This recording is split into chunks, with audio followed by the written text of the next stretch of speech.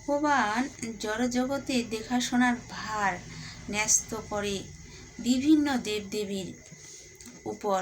এই জড়জগতের প্রতিটি জীবের জীবন ধারণের জন্য আলো বাতাস, এই আমাদের জন্য ভগবান কত কিছুই না দিয়ে রেখেছেন, সেটা আমরা ফিরিতেই পাচ্ছি মাগো।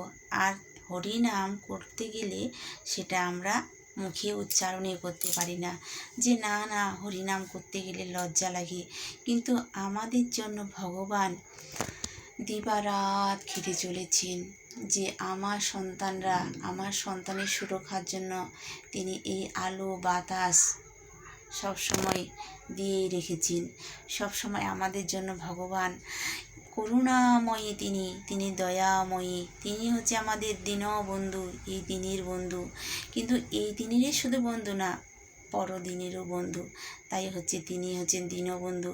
কিছু সময়ের জন্য এই পৃথিবীতে এলাম, কিন্তু মিছে মায়ায় বদ্ধ হয়ে বৃক্ষ সমর্পণ হয়েছি, বৃক্ষের মতো আমরা হয়েছি।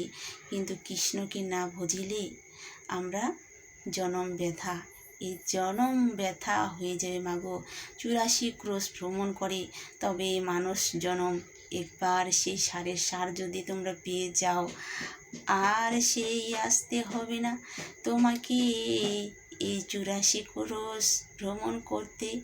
তোমার এই জনম, মানুষ জনম তোমার ধন্য হয়ে যাবে।